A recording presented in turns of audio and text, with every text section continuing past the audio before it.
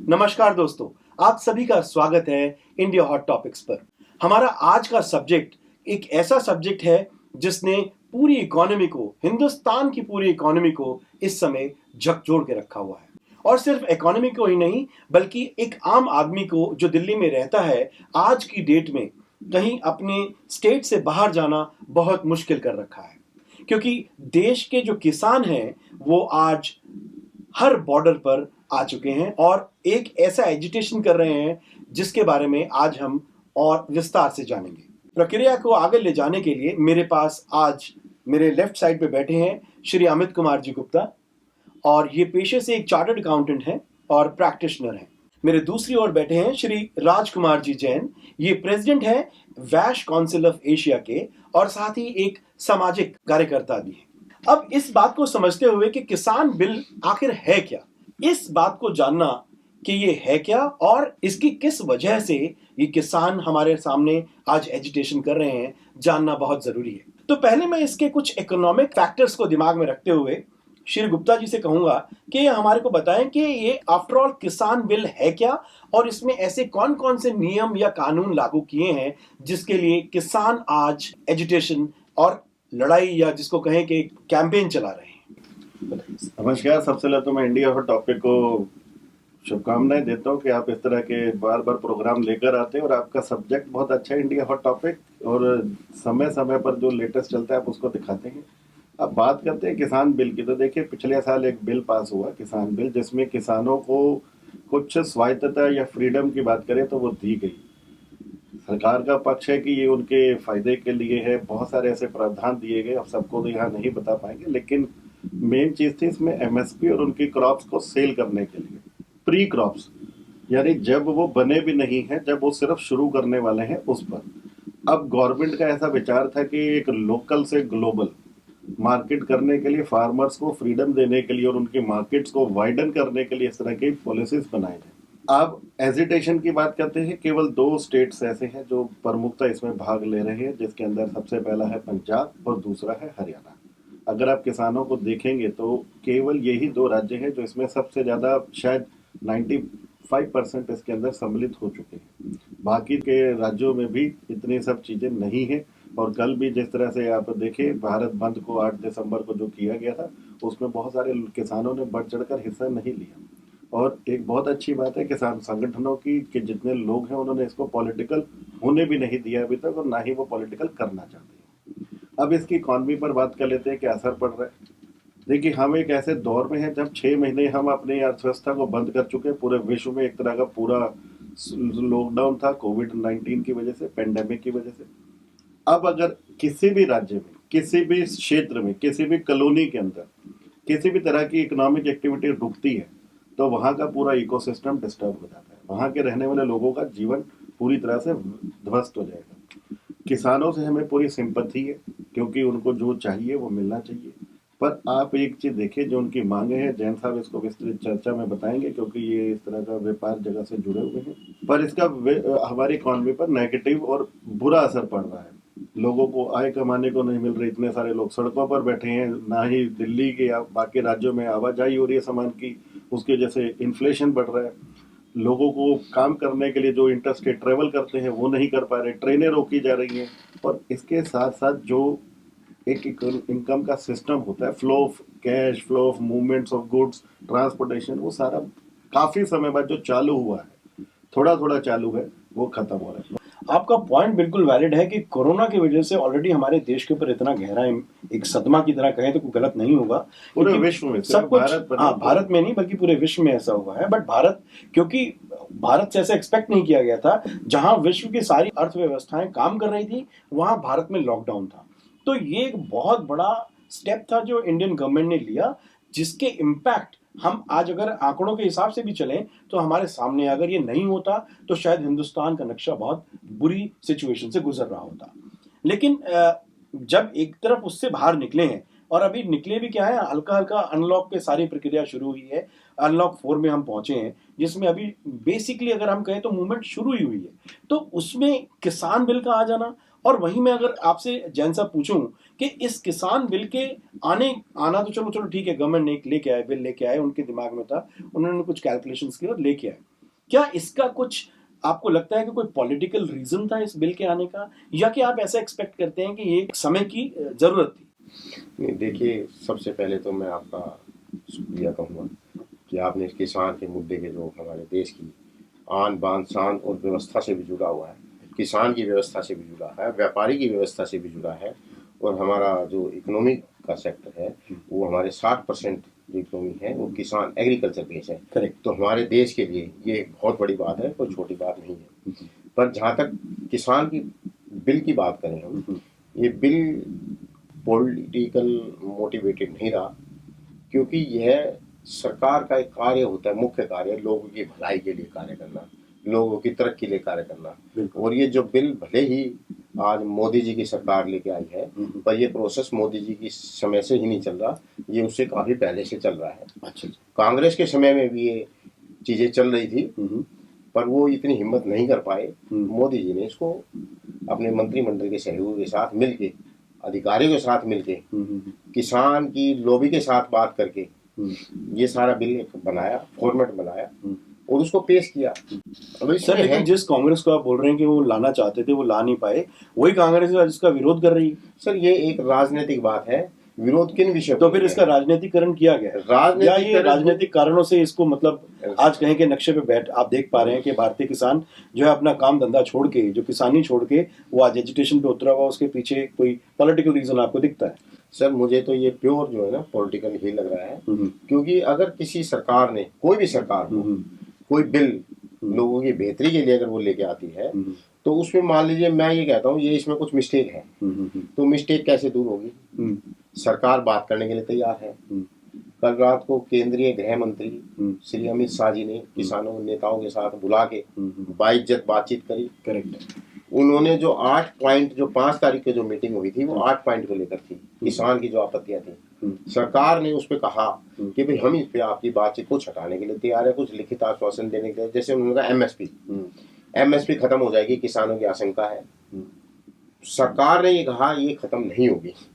अनेक बार, एक नहीं अनेक बार मोदी जी ने भी कहा, नरेंद्र सिंह तोमर जी ने भी कहा, गृह मंत्री जी ने भी कहा, सारे मंत्रिमंडल के जो सदस्य जो आए सब ने कहा ये खत्म नहीं होगी। किसानों ने कहा कि इसको हमें लिखित में दे दीजिए।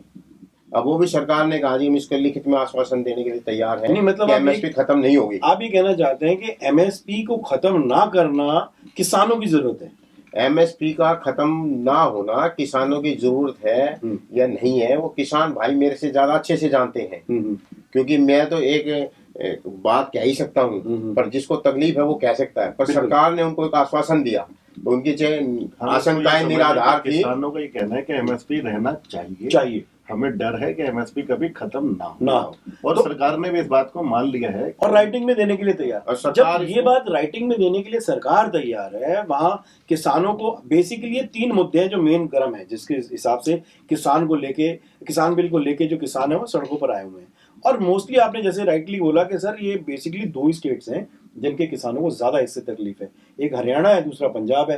हालांकि बाकी और स्टेट्स के किसान भी जुड़ने की कोशिश कर रहे हैं, पर हो सकता है उनका कोई अपना मुद्दा या फिर पॉलिटिकल एक रीजन भी हो सकता है। देखिए, मैं इसको एक ये जो मानता हूँ, जैन साहब समझा रहे हैं एमएसपी और जो 2-4-8 बातें जो कल मीटिंग में हुई गृह मंत्री जी का, वो तो ठीक है कि जिनको प्रॉब्लम है वही आएंगे, भले वो 2 राज्य हो या 20 हो। 2 राज्य के लोग आए, शायद बाकी नहीं आ रहे, कुछ कोरोना की वजह से भी डर के मारे नहीं आ रहे। लेकिन एक बहुत अच्छी चीज ये है कि सरकार ने ये सारी चीजों को किसानों के फेवर में बोल दिया है कि हम कर ले। अब मैं बाकी सबसे तो देखिए, मैं तो कोई किसान नहीं हूँ, ना ही मैं किसानी, लेकिन मैं इकोनॉमी से संबंधित ये बात करता हूँ कि जितने भी किसान संगठन हैं, अगर ये लोग अब वापस चले जाएं, रोड की जो आपकी प्रॉब्लम है, एजिटेशन है, जो ब्लॉकेज किया हुआ है, अगर वो कर देते हैं, करें, रोक देते हैं, तो इकोनॉमी को हम वापस पटरी पे ला सकते। नहीं तो आपकी वजह से बाकी लोगों के जीवन में बहुत प्रॉब्लम आने वाली है।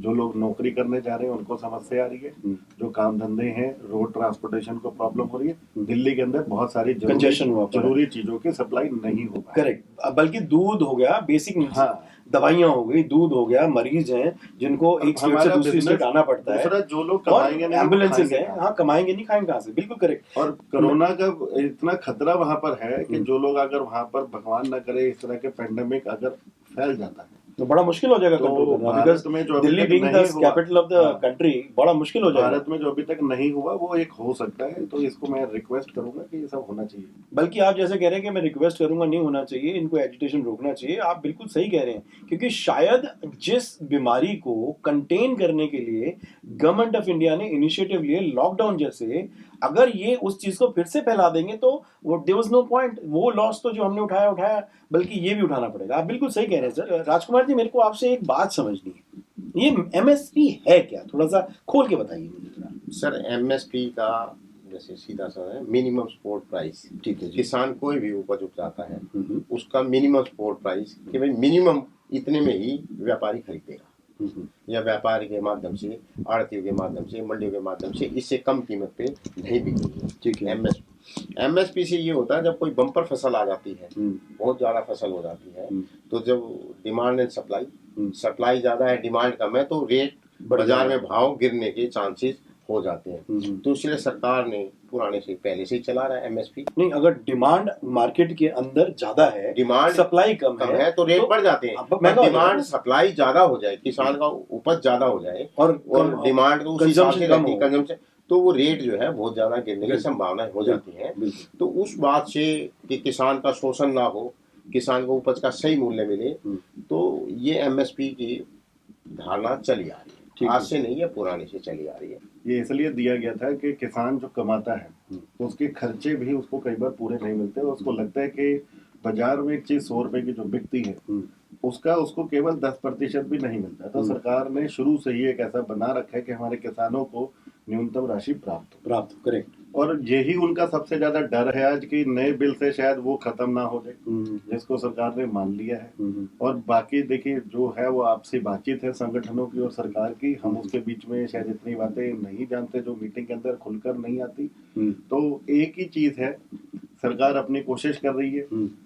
मेरे को जहाँ एक कमी लगती है सरकार की वो ये है कि सरकार ने इसके किसानों संगठनों को इसके एक एक पहलू पर अवेयरनेस प्रोग्राम या इसका एक ट्रायल अगर करके दिखाया होता तो जो स्थिति बनी है वो नहीं बनी। नहीं सर गुप्ता जी, मैं आपकी इस बात से सहमत नहीं हूँ। अच्छा, क्योंकि ये जो प्रॉब्लम है आज की नहीं है, ये चीजें तो पहले से चल रही है। सर इस बिल को सर बिल भले ही आया है, बिल आने से मतलब ये नहीं है कि भाई आपने एक जैसे बच्चों की शादियां करते हैं तो प्रोसेस तो पहले से ही शुरू हो जाता है, और जब पैसे पहले से लास्ट मोमेंट में जब फेरे हो जाते हैं, पति पत्नी बन जाते हैं, तब ये कहिए तो लड़का खराब है या लड़की खराब है। तो ये बातें ऐसे नहीं चलती। साहब आपका तर्क बिल्कुल करेक्ट है, लेकिन अवेयरनेस जैसे गुप्ता जी कह रहे हैं मेरे ख्याल से बिल्कुल करेक्ट माना जा सकता है, क्योंकि अगर वहां पर किसान को अकल दी जाती कि भाई जिस काम के लिए तुम लड़ रहे हो वो तो ऑलरेडी सरकार मान के बैठी है, और आप लड़ उसके लिए, जो एमएसपी आपने बोला जी रखो, वो रख रही है। जो कुछ क्रॉप्स में है, कुछ क्रॉप्स में आप वो डलवाना चाहते हो। इसमें ये कहना चाहता हूँ, हाँ। इसमें सरकार ने जब एडमिनिस्ट्रेशन की बात की, ये कोई ऐसा तो नहीं है अंदर बैठ के कमरे में कानून बना दिया गया। बिल्कुल एक प्रोसेस 10 साल का प्रोसेस लग के बना, जिसमें सारी पॉलिटिकल पार्टियां इन्वॉल्व थी। तो अवेयरनेस की जिम्मेदारी, तो जब सरकार ने पॉलिटिकल लोगों के साथ बात करके संसद में कानून बना, कोई विरोध नहीं हुआ संसद में, तो इसका मतलब क्या मानते हैं आप? जब सरकार का विरोध नहीं हुआ तो इसका मतलब ये है कि ये जो बिल है किसानों की बेहतरी के लिए है। और पर चलो फिर भी पर आप ये कह रहे हैं कि जो आपको वो पॉलिटिकल विल भी तो जरूरी है ना, एक्सेप्टेंस ऑफ लॉ तभी हो सकता है जब पॉलिटिकल विल हो। अभी उन्होंने तो लॉ बना दिया, लेकिन पॉलिटिकल विल नहीं है कि वो बने।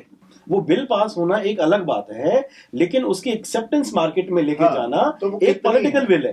अब वो पॉलिटिकल विल अगर नहीं है, 10-20% लोग नहीं मान पा रहे हैं, जो मैं आपको पंजाब हरियाणा बता रहा हूँ या 1-2 राज्यों। सर नहीं, इसमें ऐसा भी नहीं है। ये एजिटेशन सिर्फ और सिर्फ पंजाब से शुरू हुआ। अच्छा जी। और पंजाब में भी जो किसान है, किसान के नाम पर जो किसान, जो आप बॉर्डर पे जाइए, मेरे साथ चलिए, मैं तो देखता रहता हूँ, मैं आपको बताता हूँ, किसान तो जरूर है, पर वास्तव में किसान जो है क्या वो यहाँ पर मौजूद है? मतलब आपके कहने का मतलब है जो एजिटेशन कर रहा है वो शायद किसान है नहीं, बल्कि कोई बिचौलिया या कोई और है। किसान तो है। अच्छा, पर क्या उन किसानों को कुछ फर्क पड़ रहा है? मतलब वो भरमारे हैं। इसका मतलब यही हुआ ना सर कि पॉलिटिकल विल की जो है उसकी गैप की वजह से ही जो कुछ एक ऐसे लोग हैं जो नहीं चाहते कि ये बिल उनके उनकी, क्योंकि ये उनको नुकसान पहुंचा सकता है, तो ये ना आए। बिल्कुल हाँ। आपने सही कहा। ये सिर्फ इतना ही है कि जो बड़े किसान हैं, जो बहुत बड़े किसान हैं, जिनको या बहुत बड़े जो आड़ती हैं, छोटे आड़ती नहीं, बहुत बड़े आड़ती हैं, उनकी दुकानदारी पे फर्क पड़ रहा है और वो इसको चला। एक बात है सर, कनाडा के से अभी मैं न्यूज आया कि उसने 1 करोड़ रुपए दे दिए। कनाडा वालों ने कहा कि हम जितने कनाडा के व्यक्ति का यहाँ से क्या लेन देन है, क्या सारे देश में चल रहा है, और देश में चल भी रहा है। पंजाब से रुपए फाइनेंस हो रहे हैं। अच्छा। तो इसका मतलब क्या है? क्या हमारे देश में व्यापारियों की, दानदाताओं की जो प्रक्रिया है, क्या वो डूब गई है? क्या हमारे देश में दान दक्षिणा देने के लिए, अच्छे कार्य करने के लिए हमारे यहाँ मतलब व्यापारी वर्ग बड़ा मजबूत है? आप ये कहना चाहते हैं हमारे यहाँ किसान जो है, मैं आपको एक बात बता दूं, धर्मशालाएं, कितनी चैरिटेबल हॉस्पिटल्स, डिस्पेंसरियां, गौशालाएं, क्या ये हमारे देश में लोगों के पैसे से नहीं चल रही है? बिल्कुल चल रही है। क्या वो किसान के खिलाफ है? बिल्कुल भी नहीं है किसान के खिलाफ। ये सिर्फ पॉलिटिकल मोटिवेटेड है, क्योंकि मैं इसमें बिल्कुल स्पष्ट शब्दों में बोलता हूँ, व्यापारी की हैसियत से नहीं, मैं आपको एक सामाजिक कार्यकर्ता की हैसियत से बोल रहा हूँ।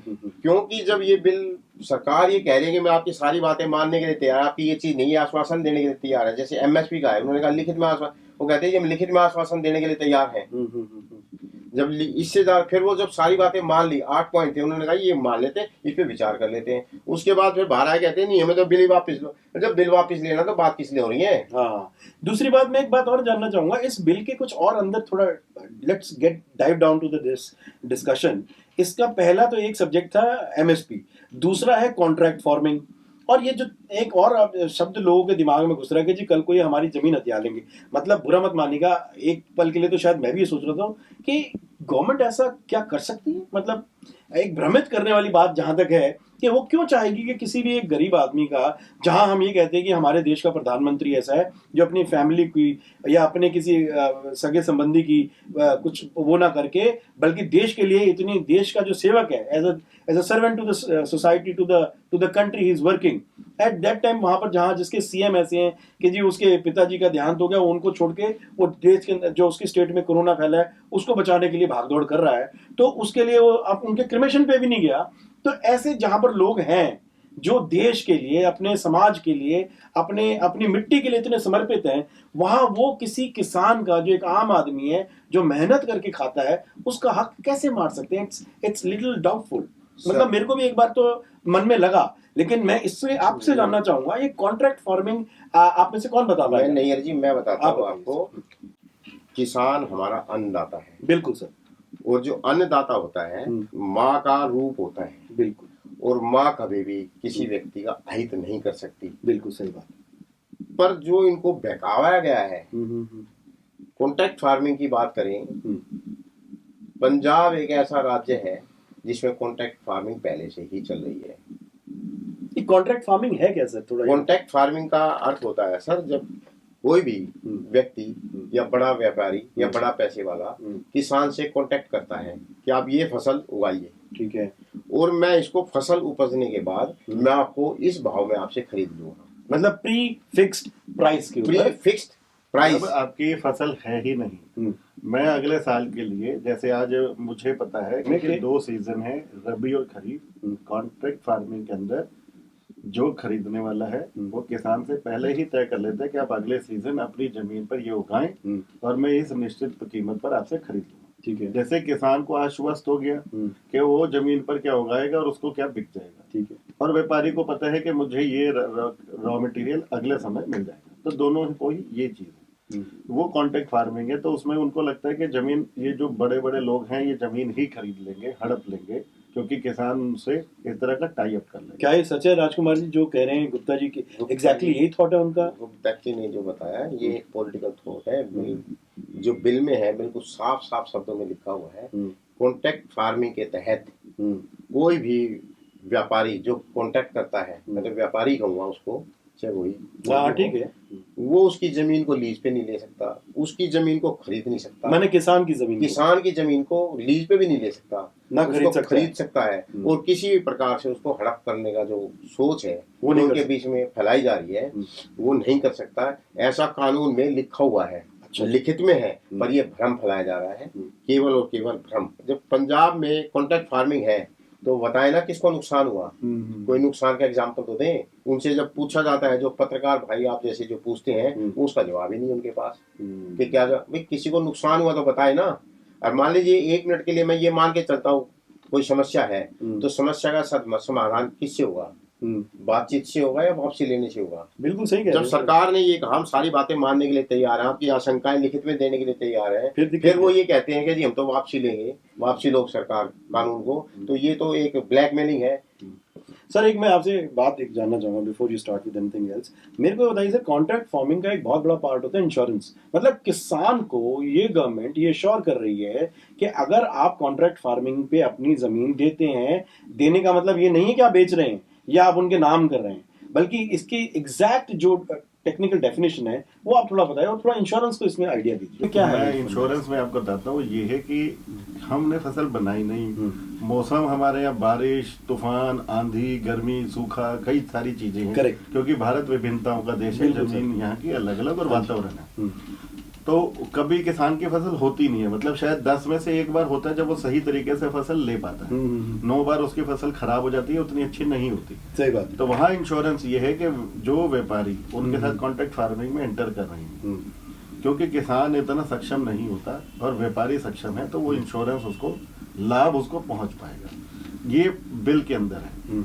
तो बिल में इस तरह का भी रूल है कि इंश्योरेंस का पैसा वहां तक पहुंचे प्री इंश्योरेंस। मतलब आप ये कह रहे हैं कि मान लीजिए अगर एक मान लीजिए ये तो उनको सिंपल फायदा है। भाषा में बात करते हैं, जैसे कि मान लीजिए 2 लाख का कोई आप कह रहे थे कि एक एग्जांपल मैंने बताया दीजिए। जैसे किसान ने किसी से कांटेक्ट किया और उसने उसके बदले में उससे एडवांस पैसे लिए अपनी फसल को उगाने के लिए, बीज के लिए और पानी के लिए, मोटर के लिए, जो भी है, मतलब जो भी है उसके खाद के लिए पैसे, एडवांस पैसे लिए। करेक्ट। अब जब उसकी उपज आएगी तो व्यापारी उससे उपज खरीद लेगा। बिल्कुल ठीक पहले बात। से ही तय है। अब पहले से तय मतलब पैसा भी तय है कि कितने अमाउंट मिनिमम कितने अमाउंट पे खरीदेगा, ये भी बात है, ये भी तय है। अच्छा जी। अब मान लीजिए किसी भी प्राकृतिक आपदा से वो फसल नुकसान हो जाती है, समझ गए जी। तो उसका कौन जिम्मेदार है? व्यापारी तो कहेगा जी मेरे पैसे दे भाई, आपने मान लो आपने कहा भाई मेरी 2 लाख रुपए की फसल होगी, अब वो हुई 50,000 रुपए की, आपने 1 लाख रुपए उससे पहले ही ले रखा है, तो वो तो 50,000 रुपए आपसे मांगेगा। बिल्कुल ठीक बात। अब इसमें इंश्योरेंस जनरेट हो जाता है। वो इंश्योरेंस तो पहले से ही है, पर अब इंश्योरेंस जो होगा उसमें जो बड़ा व्यापारी है जिस पर सारे संसाधन मौजूद है, वो भी होगा, वो आपकी मदद के लिए होगा। अच्छा। वो जो अब तक हम ये शिकायतें सुनते आए हैं कि भाई इंश्योरेंस कंपनी ने पैसा नहीं दिया, ये छोटा किसान है, शहरों तक जा नहीं सकता, कोर्टों तक जा नहीं सकता।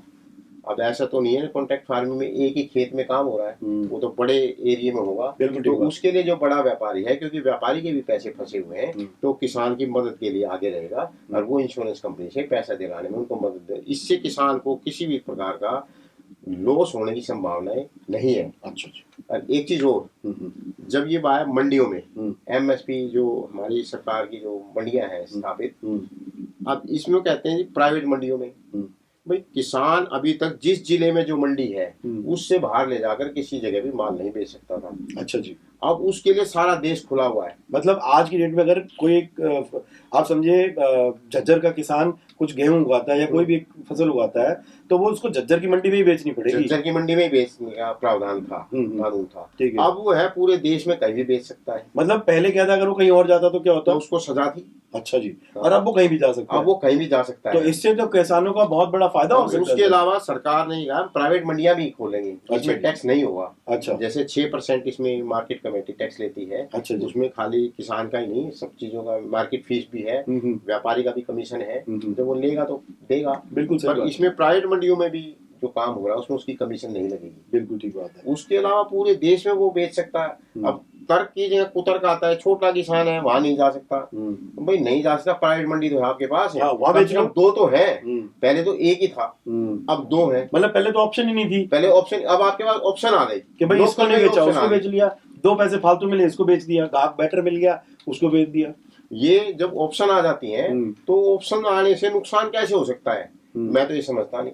और दूसरी बात, मेरा सभी देशवासियों से एक निवेदन है कि हमारा एक अधिकार है प्रोटेस्ट करने का, सरकार से बातचीत करने का, ये हमारा बिल्कुल लॉफुल राइट है, हमें इससे कोई इनकार नहीं। पर एक बात हमें भी समझ लेनी चाहिए, ये हमारे देश की बात है, मेरी अपनी बात नहीं है, मेरे ऊपर भी लागू होती है कि मेरी वजह से किसी और का नुकसान, मेरे प्रोटेस्ट से किसी और का क्यों नुकसान हो। अब दिल्ली बंधी हुई है, दिल्ली के लोग जा नहीं सकते, हरियाणा का लोग जो दिल्ली में नौकरी करता है वो आ नहीं सकता, उसके पैसे कट रहे हैं। वैसे ही हमारा कंट्री पेंडेमिक सिचुएशन में है, वैसे ही लोगों के पास रोजगार नहीं है। उसके अलावा भगवान ना करे अगर कोई वहां पे जो आपदा कोविड की चल रही है अगर वो हो गई तो कैसे कंट्रोल होगा। नहीं जैन साहब, आपका पॉइंट बिल्कुल वैलिड है। ना सिर्फ ये बल्कि जहां पर गवर्नमेंट ऑफ इंडिया इस मुहिम में लगी है कि हम किस तरह से दवाई को डिफरेंट जगहों पे पहुंचाएं, अगर वो पहुंचाने में इसकी वजह से लेट होता है तो वो भी कितना बड़ा एक क्राइम है। सिर्फ क्राइम, यही दवाइयाँ नहीं, पेशेंट नहीं आ पा रहे, पेशेंट नहीं आ पा रहे। बाकी और आपको बताता हूँ, सामान जो हमारा एक्सपोर्ट होता है जो दिल्ली के रास्ते दूसरे राज्यों में जाता है, क्योंकि दिल्ली एक केंद्र है। बिल्कुल सही बात, यहाँ के रास्ते बहुत केंद्र जगह एक्सपोर्ट के लिए भी जाता है। बिल्कुल, ये सब सामान सड़ जाएगा। आप 6 महीने पहले सब बंद कर चुके हैं, और अगर इसका असर आपको पहले हम 6 महीने काम नहीं करा, आज और 2 महीने आपकी वजह से किसी का काम नहीं होगा तो वो बिल्कुल खत्म हो जाएगा। 1 करोड़ 20 लाख किसानों ने लिखित में कहा है कि भाई हम सरकार के साथ हैं, सरकार के बिल के साथ हैं। तो देखिए कैसी विडंबना है, एक तरफ आप विरोध प्रकट कर रहे हैं, दूसरी तरफ दूसरे जो लोग हम कह रहे हैं। तो आप ये कहना चाह रहे हैं जैन साहब कि बेसिकली पॉलिटिकली मोटिवेटेड, और इसके पीछे जरूर किसी का एक पॉलिटिकल विल है जिसकी वजह से शायद ये चीज राजनीतिक स्वार्थ है। और एक मैं इसमें एक और ही बात आता हूँ, ये हमारा अंतरराष्ट्रीय दुष्चक्र भी हो सकता है कि जो भारत सरकार क्योंकि आगे बढ़ रही है, ये बहुत देखा गया कि जो भारत सरकार हमारे पड़ोसी कंट्रीज आज की सरकार के नेतृत्व में, पहले सरकारों में भी जैसी उनकी थी उन्होंने मजबूत करने का काम किया, पर जो कमियां रह गई, जो मोदी सरकार ने जो देखा या मोदी जी ने जो ऑब्जर्व करा उसको वो दूर करने में लगे हुए हैं, और उससे देश हमारा एक तरक्की के राह पर, एक मजबूती की राह पर अड़ रहा। नहीं सर, बहुत बहुत धन्यवाद आपका। आपकी नॉलेज वाकई हमारे समझता हूँ कि हमारे ऑडियंस तक पहुंची होगी, और मैं समझता हूँ ये भी हूँ कि आज उन्हें ये जानकर पता लग गया होगा कि एक्चुअली किसान बिल है क्या, और इसका मुद्दा जो मार्केट में इतना गर्म है वो किस लिए है।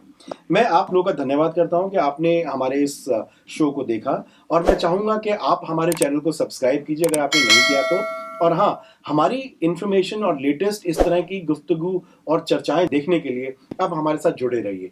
और यदि आपके पास कोई ऐसा सुझाव है जो आप हमें देना चाहते हैं तो नीचे आप जो हमारा कमेंट सेक्शन है उसके अंदर आप मेंशन कर सकते हैं। यदि आप हमारे ऐप पर देख रहे हैं तो बहुत अच्छी बात है। यदि आप हमारे को यूट्यूब या फेसबुक पर देख रहे हैं तो हमें कमेंट करके सब्सक्राइब करें और घंटी का बटन दबाएं, या फिर हमारे को लाइक करके शेयर करें, जिसके लिए हम आपके आभारी रहेंगे। और हम चाहते हैं कि हमारे देश के सभी लोगों तक यह जानकारी पहुंच पाए जो हिंदी को समझते हैं और हमारे इस देश को आगे बढ़ता हुआ देखना चाहते हैं। बहुत बहुत धन्यवाद गुप्ता जी आपका, बहुत बहुत धन्यवाद जैन साहब। और मैं समझता हूँ कि इस तरह के एपिसोड और चर्चाएं लेके हम दोबारा आपके साथ हाजिर होंगे। थैंक यू सो मच, धन्यवाद सर।